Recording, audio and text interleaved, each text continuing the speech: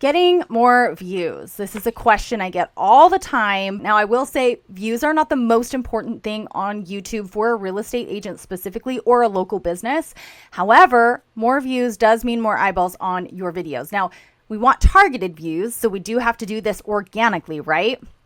So as long as we're doing all of our best practices, we're optimizing the video, we should be reaching more audiences. But what do you do when you have videos that come out and you've got 5 views, 10 views, 15 views? You know, it's super, super low. It's under 100. And, you know, you just are feeling frustrated because you want to see more, have more people see your videos, and you're doing the videos that you think you should be doing, but you're just not seeing progress. Well, we're going to talk about 10 different ways that you can change this and start to see an instant change in the amount of views that you're getting on your video. Now, I am going to be looking down at my notes. I have quite a few things. These 10 things, you can layer them. There's some that may apply to you and may not apply to you. It kind of depends on where you're at in your journey. But I wanted to kind of make this kind of level playing field for anybody. Most of these will apply to you no matter what stage you're in. So I'm going to go ahead and start going through these. Now, the first thing, I'm going to get it out of the way because it's the one that probably doesn't apply to everyone.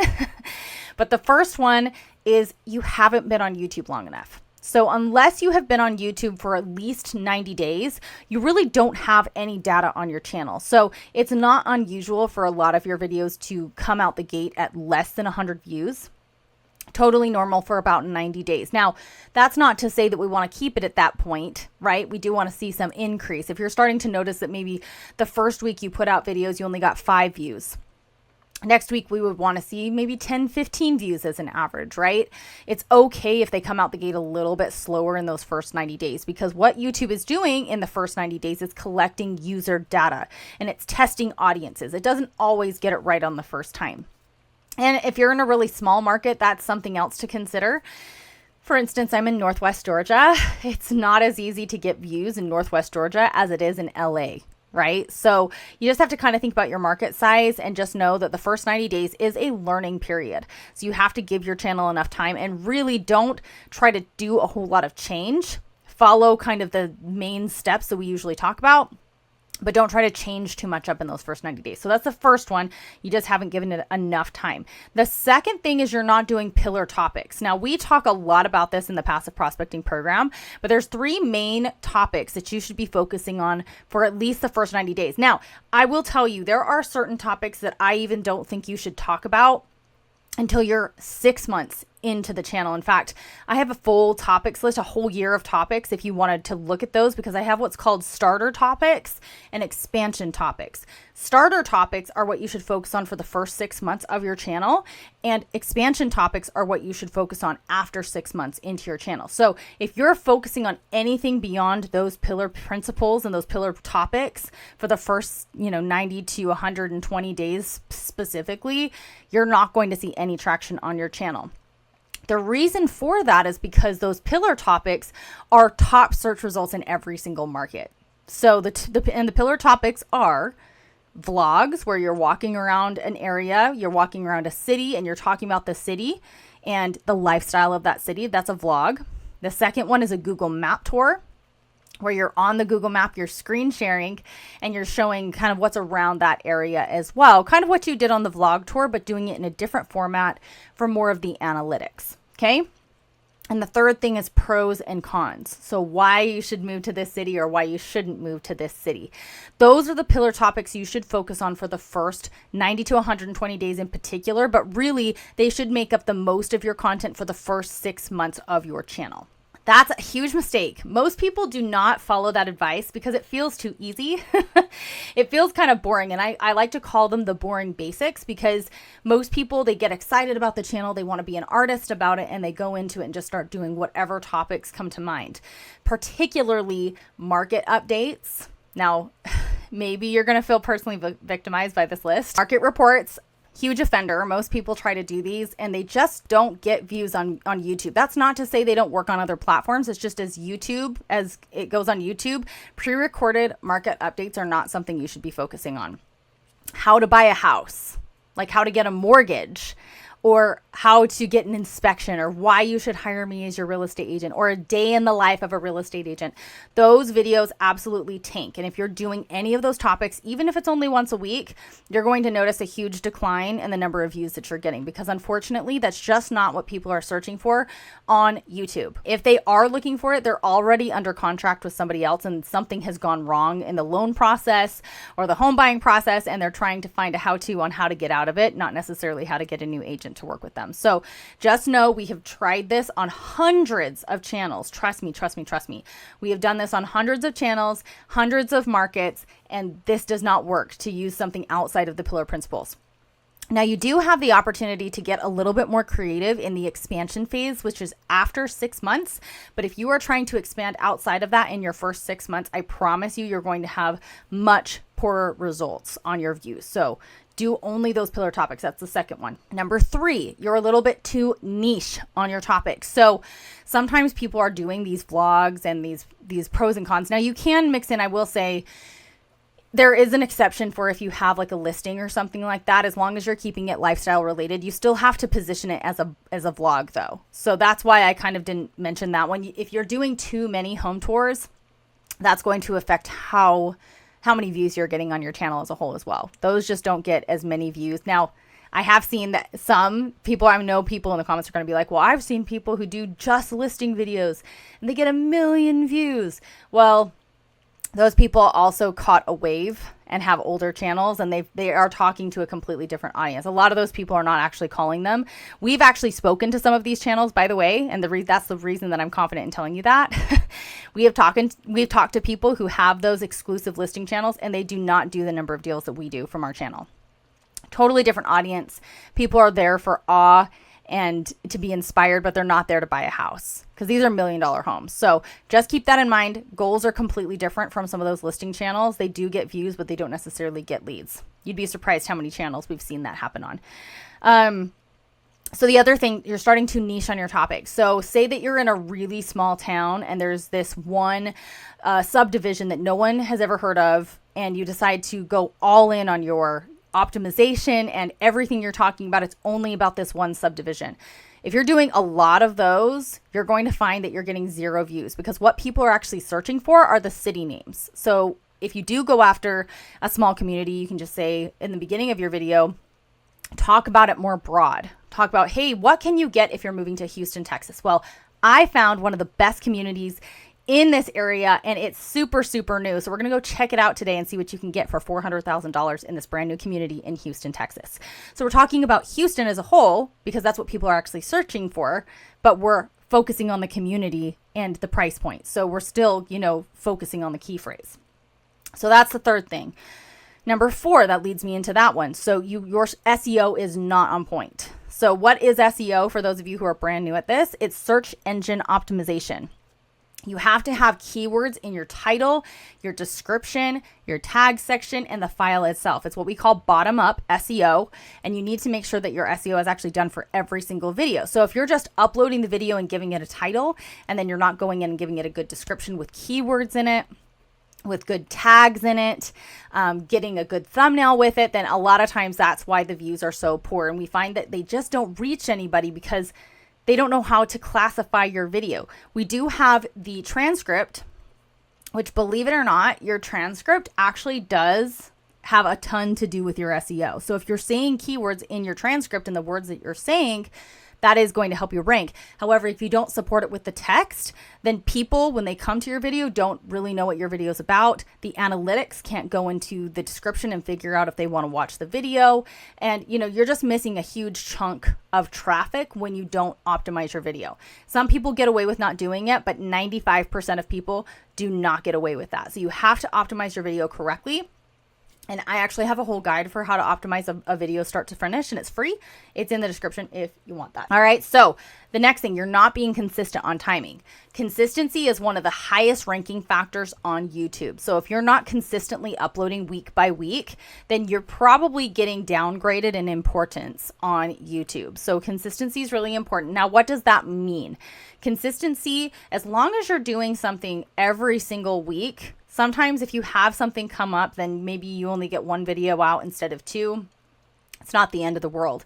But over time, on average, YouTube is looking at how many times you've uploaded and if you're uploading during prime time for your channel. Now, you're not really going to know what your prime time is for the first 90 days. So again, you've got to give it a little bit of time.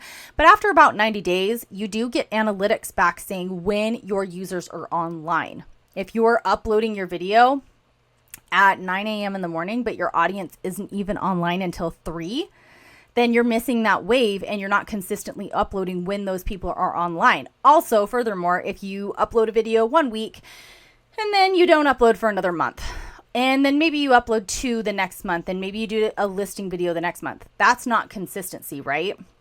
We're talking on a week-to-week basis. You're doing at least 1 video a week. That's going to help you a lot. That's another thing to keep in mind too, is that if you're not consistently doing 2 a week or 1 a week or whatever you've chosen to do, YouTube kind of sees that as a negative factor and it won't push out your videos as often. So keep that in mind.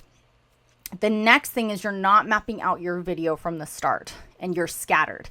And one of the things I always tell people is that if you are confused, your audience is too. So if you don't really know where you're going with the video, we're proponents of kind of winging some things in the video and just being authentic and speaking authentically. So you don't want to be stiff, but if you're not very clear about what people are going to get out of the video and why they should continue to watch, then your audience doesn't know that either. So you have to make sure that you map things out. I would especially script your hook and script your payout, which your hook is the first 30 seconds of your video, particularly the first 5 seconds being the most impactful. The first 30 seconds is scripted, and then the last 1 to 2 minutes of your video is your payout and what people get out of the video, why they decide to watch till the end of the video. So if your hook talks about this secret room in a man cave, then the last 1 to 2 minutes is you revealing the entirety of that man cave that you've been, building up the whole video. So make sure that you really understand where you're going and why people should be excited to stay to the end of the video, and that should really help your performance as well. The next thing is that you aren't uploading enough content. So I think people really do not understand how much content it really takes to be seen. Especially if you're in a more crowded market, you have to upload more consistently and more often. So say that you are in a very small town.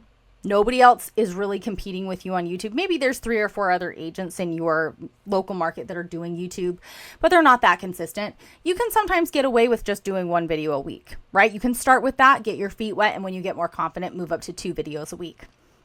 But in a place like LA, where there's a lot of people who have caught in this drift, then you need to be doing at least as many as what your competitors are doing. So if they're doing 1 video a week, you probably need to be doing 2 videos per week just to put yourself out there more than the next person, right? So that's something else to keep in mind. You may just not be doing enough content, and that's why your views are low. When you increase your content, I know that it's like in the analytics, it's going to be double the views, right? Because you're putting double the videos out. YouTube looks at that as a whole, though. It doesn't just look at it as, oh, okay, each one of those videos got, 20 views. Cool, they got 40 views. It's looking at that as, oh, this channel is getting more traction because there's more views on the channel. I'm going to push it out more. So the more content you do, the better off you'll be. We really find that the sweet spot is between 2 and 3 videos a week, depending on what your market looks like. If you have a lot of competition, we would probably encourage you to do more like 2 to 3. If you can do 3, you're probably going to have a pretty easy time hitting the top of the search results. Next thing, your thumbnails are not popping enough. Your thumbnails are so important. I've done a whole video on that. So after you watch this whole video, you can go watch that one. But doing really good thumbnails is going to make a huge impact, because if people never click on the video, they never get to the meat of what you're talking about. So you need to make sure your thumbnails are straight and to the point, and they follow the C4 design rules, which again is in that whole video that I just did on my channel. I'm going to just show you the difference. I want to share my screen here for a minute. Show you why thumbnails are so important, okay? Okay, I want you to look at this and tell me these 2 thumbnails here are some of our worst performers that we've ever had. These both did really, really bad because they did all the don'ts of thumbnail design. And I'm not going to go all the way through the thumbnail design rules because you can watch that whole video, but these did not do very well. And you can see why they, they're kind of bland. They are really big. This one's really busy. This one's even pretty busy if you ask me. But, overall, it's just not It's not appealing. And when you look at that next to somebody else's thumbnail that is bright and vibrant and simple and obvious what they're going to be talking about, it's a lot easier to want to click on that versus this, which is super blurry and it just looks low quality, right? Low quality thumbnails are one of the biggest detractors on views. Now let's compare it to, now I do have like a whole template pack. You can get that, by the way. It's 100 thumbnails. So it's a whole year of thumbnails, because that's about how many videos you would be doing at 2 videos per week for a year. But yeah, let's compare this. So you look at these, look how much more simple this is. The colors are really balanced and it's really easy. By the way, you can manipulate these super, super easily because they're on Canva, but I have 100 of these and these are so much more clear than the one that I just showed you, right? Super bright, vibrant colors. The fonts are super easy to read, very, very simple. You know exactly what the video is all about, and you can still have some creativity in there without, you know, pulling from the views. These are going to get a ton of views. These are all tried and true designs, by the way. So these get views. So if you are noticing that your view count is really low, check your thumbnails, see what your click-through rate is. A good click-through rate, and you can actually find all of this in your YouTube studio as well, but a good click-through rate, it's going to be abbreviated to be CTR in your analytics, is going to be somewhere between 2 and 10%. Our videos land somewhere in the 5 to 6% range, which is pretty good for our industry. Mr. Beast ranges around 8 to 10%, but his are super clickbaity, super viral. So it's normal for his industry and his kind of niche to be a little bit higher than what real estate is. Real estate is a little bit more boring, generally speaking. So I would say 5 to 6% is a really good place to try to aim for. So if you're noticing that you're under 2% on your CTR, you need to go back to the drawing board with your thumbnails, because that is probably one of the main reasons why you're not getting views. Okay, so the next one is you have to dig a little bit deeper for this one, but you're maybe not speaking very authentically on camera. Maybe you're a little stiff. Maybe you're using a teleprompter or you're sticking too closely to your notes. If you're not kind of on the fly with some things and showing your personality with your video, one of the biggest reasons why people hop off. We worked with a client a couple of months ago, and it was really hard for us, and it was unfortunate because she didn't have a good experience. But the reason was because we kept on telling her she needed to not be using a teleprompter. She needed to not be using templates when she was throwing her video together. And she really didn't like that advice. And so she walked away with kind of a sour taste in her mouth. But unfortunately, the pill that we have to swallow is sometimes we're too stiff. And we're trying to be too perfect on camera. And when we are that way, people are completely turned off. So my best advice to you is just to pretend like whenever you're doing a video, pretend like you're speaking to that one client that you're taking to see homes today. So much easier when you're thinking about one person behind the camera instead of saying, hey, you guys, welcome to my channel. We're not talking to you guys. Furthermore, that's a really bad hook. Never use that as your hook. Never, hey guys, welcome back to my channel. That is one of the biggest killers. Your hook will die. You will not get any views on your video if you use a hook like that.